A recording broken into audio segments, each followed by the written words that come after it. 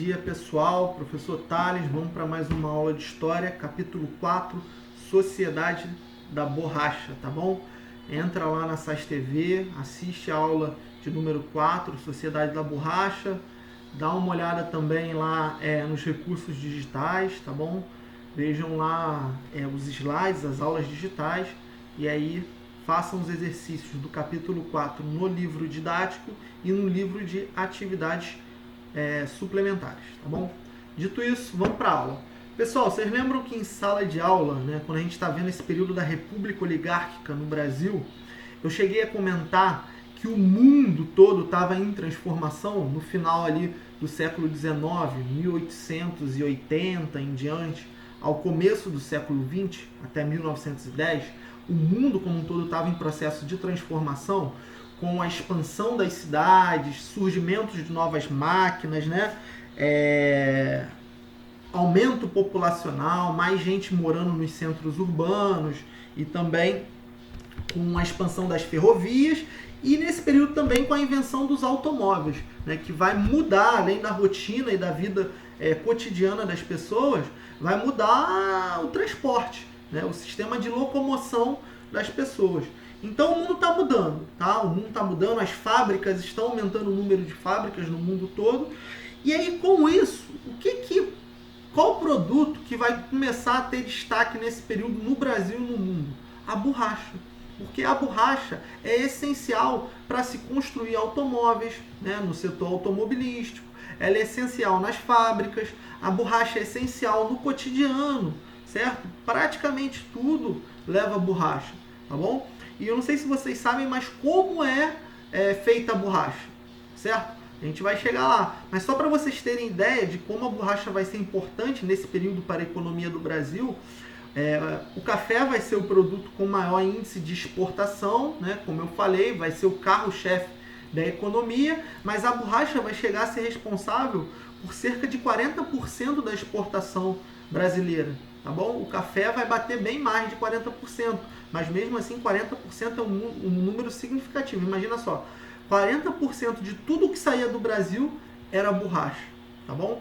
Então, pessoal, como é que é feita essa borracha, esses materiais de borracha? São feitos nos chamados seringais, tá? A partir de uma planta, aliás, de uma árvore chamada seringueira. É uma árvore de madeira branca, onde você abre uma espécie de fenda nela, né, um rasgo, e aí com um equipamento você extrai dali um suco de cor esbranquiçada, e daquele suco, quando ele passar por um processo de maturação, por um processamento químico ali, ele vai ficar mais borrachudo, vai ficar com a aparência mais próxima da borracha, tá certo? Esse líquido, ele vai dar origem a um látex, e a partir do látex vão se formar verdadeiras, como se fossem bolas de borracha, assim.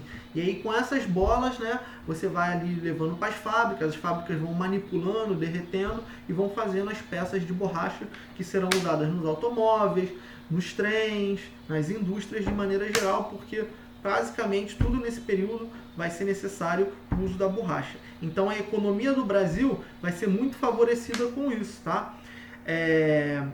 Quem será o dono desses seringais, né? São os seringueiros não, são os seringalistas, tá bom? São uma espécie de fazendeiros, tais como os barões do café aqui no sudeste do Brasil. Esses seringalistas, eles vão ter regiões ali na região norte. Então os principais seringais, eles vão ser elaborados ali na região norte do Brasil, principalmente no estado do Amazonas e do Pará, tá bom? Então o nome do dono dos seringais é o seringalista. E quem é que trabalha? É o seringalista que trabalha? Não. Esse é o seringueiro, tá bom? E aí as condições do seringueiro eram quase como as condições dos imigrantes. Vocês lembram dos imigrantes? Aqui no Sudeste, nas fazendas? Então, uma condição muito ruim, pessoas muito pobres, trabalhavam várias horas por dia, né, o cansaço muito grande, sem ter direitos trabalhistas. Naquela época, as camadas mais pobres, nós vimos, não tinham direito. Então, a condição de seringueiros é extremamente desagradável nesses seringais, tá bom? Pessoal, como eu falei, será na região norte que vão ser feitos os principais seringais do Brasil, no meio da floresta amazônica mesmo. Na região de Manaus, que é a capital do estado do Amazonas, e também em toda a região do Pará, porque a floresta amazônica É importante não confundir a floresta amazônica com o estado Amazonas, né? Ela extrapola os limites do estado do Amazonas, tá? Ela chega lá no estado do Pará. Então essa região vai crescer muito, principalmente essas duas cidades, Manaus e Belém, que é a capital do Pará, tá bom?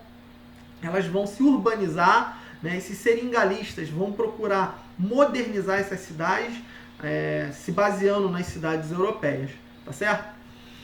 Outra coisa, pessoal, que vai acontecer nesse período aí é a compra do Acre, o estado do Acre mesmo, né? Eu sei que tem muitas piadinhas aí na internet com o estado do Acre, mas o estado do Acre não pertencia ao Brasil. Se você for olhar ali na fronteira entre o Acre e o Amazonas, ela é uma fronteira muito bem delimitada. Por quê? Porque essa região do Acre, região também de floresta amazônica, pertencia à atual Bolívia, tá?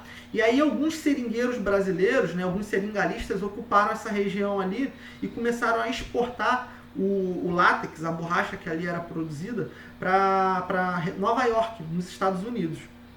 E aí gerou uma disputa política ali entre a empresa que comprava o látex dessa região do Acre, a Bolívia, que era o país que pertencia à região do Acre, e o Brasil, por conta dos brasileiros que ali estabeleciam seringais. Tá bom? O que vai acontecer? Fica acordado que o Brasil irá comprar a região do Acre junto à Bolívia. Então o Brasil pagou aí cerca de 2 milhões de libras, tá? Que era a moeda usada na Inglaterra, e também pagou um pouco a empresa norte-americana para poder estar ali explorando e extraindo o látex. Tá certo?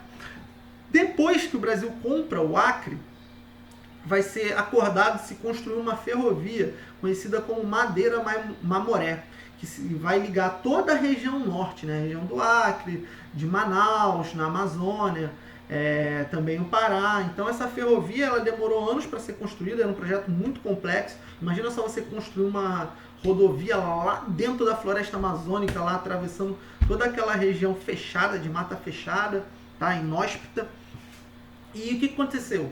Essa região, essa ferrovia, aliás, vai ser conhecida como Ferrovia da Morte, porque as condições dos trabalhadores que ali construíram a ferrovia, né, era muito ruim também.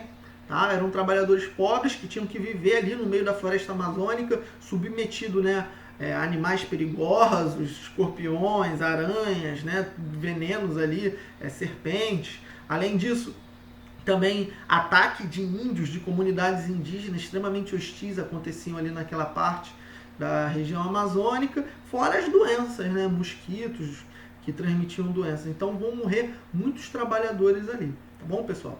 Então dá uma revisada lá no livro, dá uma lida, veja a videoaula e faça os exercícios do capítulo 4. Um abraço, tchau, tchau.